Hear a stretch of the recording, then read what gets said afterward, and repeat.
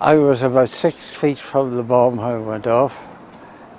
The building fell on top of me. My skull was split in 3 places. The nerves were cut across. The eye cage in my skull disintegrated in my head. The roof of my mouth was blown out. My eyes were sitting in my cheeks. I had a 9-inch scar on the side of my jaw, part of my jaw missing. I had ribs broken, my hips smashed, my pelvis broken 3 places with 2 legs smashed. I was given up for dead by 3 surgeons. They told me I never should have survived with such injuries, but it just seemed to be that I kept on living. Masika Katsuva, mother of 4 daughters, was once the wife of a successful businessman. In 1999, Rwanda-backed militants broke into the family's home. The rebels tortured her husband to death and raped 2 of her daughters. Finally, they raped Masika on top of the mutilated body of her husband. The rape was so savage that she had to undergo 8 surgeries over the course of a year to repair delicate tissue. For many, the consequences of the conflict cannot be reversed. Mohammed was hit by a bullet which went through his shoulder and reached his spinal cord. He now lives in Jordan with his wife and their 6 children. He is paraplegic and needs to learn how to live with his disability.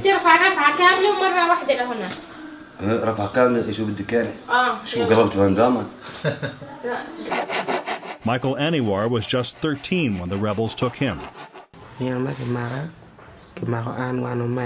I was abducted with my brother, and they told me I had to kill my brother and other people. If I didn't, I would be killed. They also told me to give them some money, but I didn't have money, so I was forced to kill my own brother. My own brother. Studies on child soldiers in Uganda who returned from the battlefield show they have a wide range of problems like post-traumatic stress and depression. This is the grave of our sister. According to research by the University of Hamburg, half these children have killed someone, and more than a quarter have been raped. Getting the right care is tough. There is only 1 psychiatrist for every 1.3 million people in Uganda.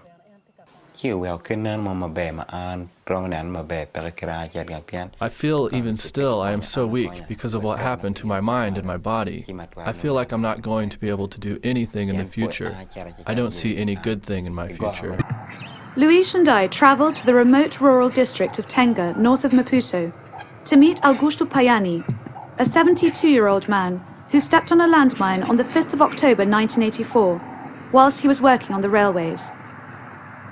Since that date, he has not been able to access a clinic and has pieced together his own prosthetic leg out of wood, cloth and string. Está estragado, mas como se amarrado, né? Conseguir em pé. Por isso, mas quando consegue meter isso é que para não sair o frio. Tem maneira de pôr os meios, dobrar a coisa para não encostar aí. With no financial support from the government, Augusto continues to farm the land, planting corn and cassava to feed and house the 8 members of his family.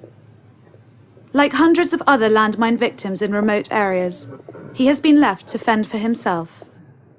To the soldier, the civilian, the martyr, the victim.